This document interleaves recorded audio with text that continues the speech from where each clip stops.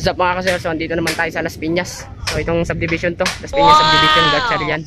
Ayan, yung gate na yun, no. Titingnan natin kung anong makina ipapagawa nila. So tara, samahan niyo ako mga kasir. Ayan, dito tayo. Ayan, ay, salamat. Ay, doon, dami palang tabasan nila rito. Ay, doon ka nakita. Brado ka ba, kuya? Opo, ma'am. Pakipalo niya ako. Janry Swimming Mechanic. Dami pa ng tila rito. Oo, dami tela. Walang magtatabas. Pinapalo ko siya. Absent. Andito tayo. Absent kang ganto, partner. Ha?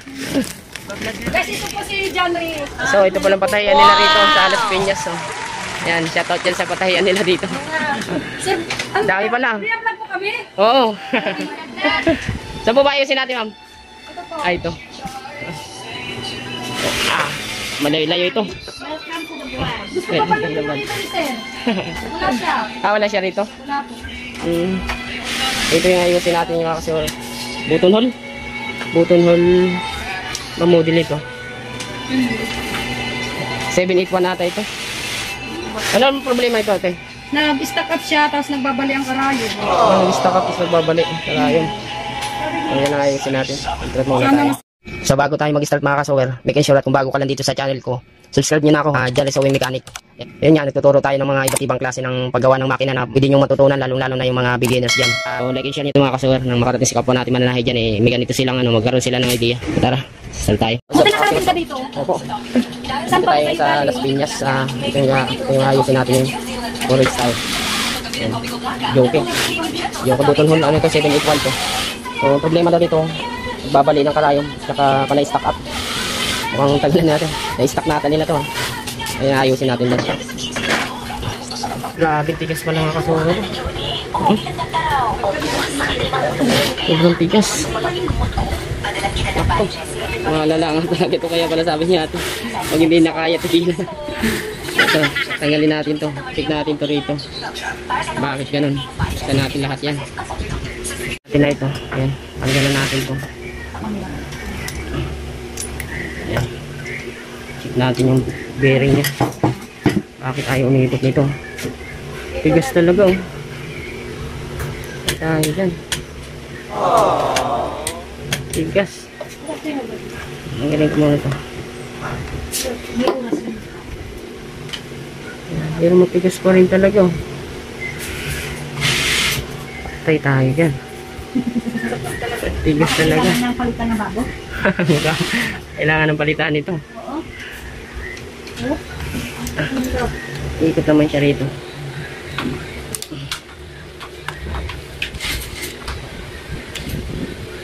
Baliktad. Tigas, papunta rito. Ito. Kasi yung mga ano niya, wala na rin. Wala na mga hose niya. Sir. Wala nang oil pump niya rito.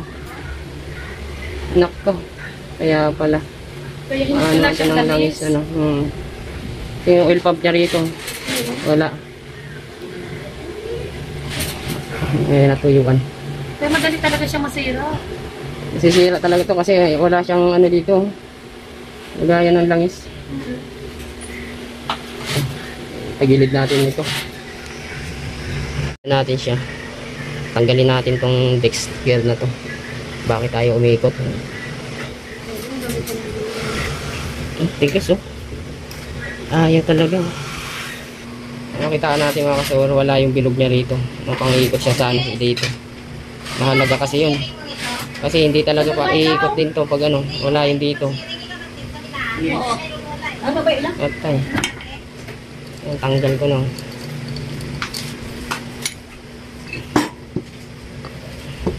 Ikot natin. Matigas rin talaga, oh. Ikutin. Kasi nag-stack up sa ilang walang ganis.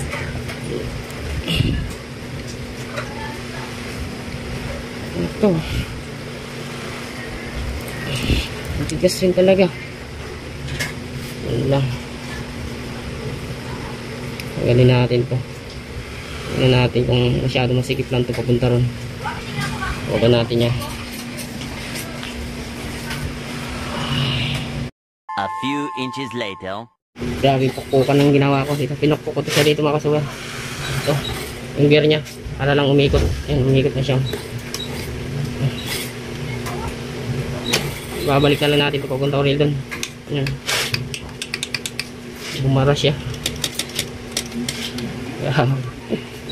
Oh, balik ulit natin yan. Tingnan natin kung gagana ulit. So, bali ito dito mga kasawar. Tigas na ikutin to. Halos hindi na umiikot. Ito yung nag-i-stack up dito. So, babaklasin natin yan. Hugutin na lang natin yan. So, ito. Tagal-tagal ito. Masyadong malala talaga ang sakit nito mga kasawar. Bali niluwagan natin to. Lagyan natin ng langis kasi yung doon, yung papunta ron. Yung gear sa papuntang taas. Ayaw na umikot. Ayan, maluwag na. Masyado na kasi siyang itong babang baba. Kaya, ayun. Nahirapan talaga tayo. Umikot na siya. Subukan na natin siya ngayon. Ayun mga kasawar, paanda rin na natin kung wala na yung pagka-stack up niya.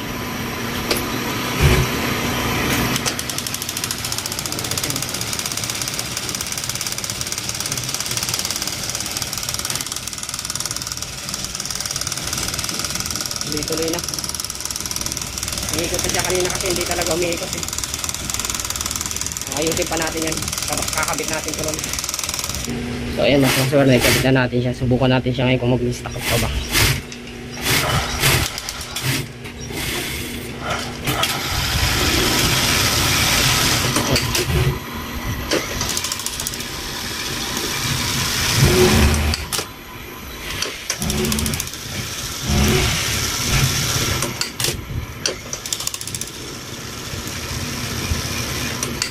Wow!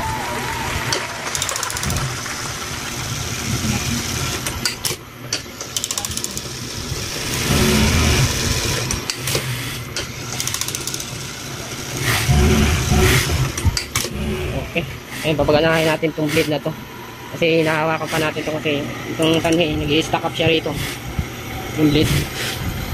So, bubuksan ko muna to rito. Titingnan ko kung bakit siya nag-i-stack up sa blade. Tingnan natin to rito. Ilalagyan ko pa to ng spray to rito. Mamaya. Tingnan natin. So, ayun na siya mga kasawar. Bali, okay naman na siya. Ayun. Papatayin na natin, subukan na natin yung tension niya. Baka, tsaka ilalagay na rin pala natin sa ating hook. Tututuwad ulit natin.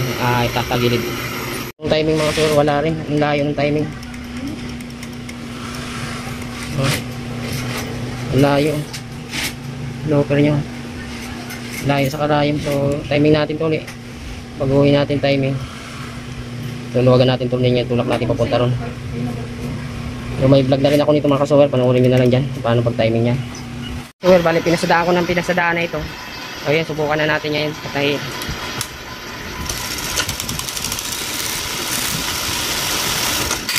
Okay naman siya.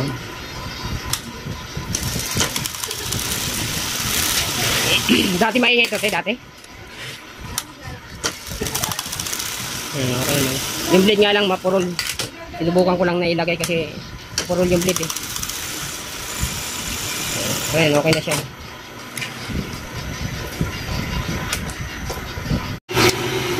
Ayan, subukan na natin sa operator. Grabe yung sira mga kasir. Pangalaw ito sa ginawa kong halos in-overload na. Kung napanood nyo yung unang-unang gawa ko nito na joke na kulay green o gray. Yun yung medyo umano kasi pinag-aanak ko kasi yun na hindi na gumagana siya.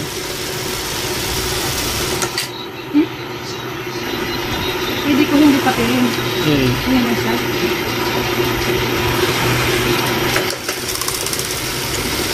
Ito diba nang sinuli? Ha? Yung ilalim ko. Wala, iba nga ilalim mo. Malala talagang sira. Yung shafting niya rito, yung gear niya pababa, yun ang ayaw na umikot. Yun ang na-stack up. Yung ginawa natin. Kahit kunti lang, kahit kunting ano lang kasi mawawala ng wait lang.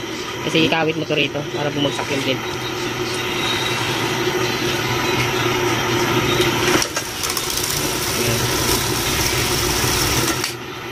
Ano naman.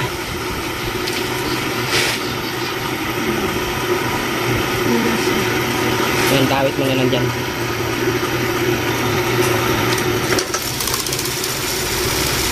Dati maingay ano? Ganyan lang siya kabilis. Oo, ganyan na talaga.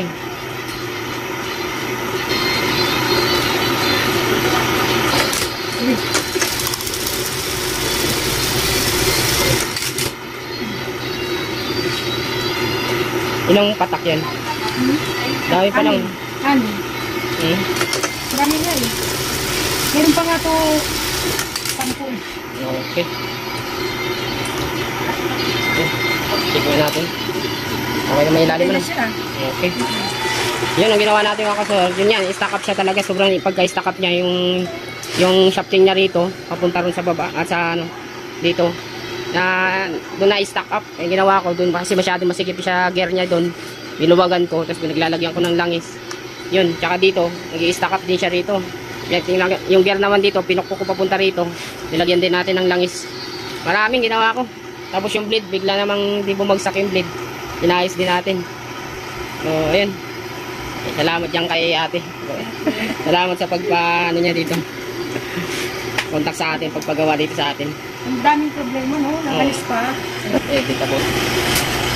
So ayun mga kasuwa, nakita nyo na ako na paano natin inayos. Ano. Medyo tumagal talaga tayo kasi sobrang stack up. Pangalawa ito sa ginawa ko na sobrang pagka-stack up talaga mga kasuwa. Kaya tumagal talaga ako rito. Pero salamat sa kay ma'am.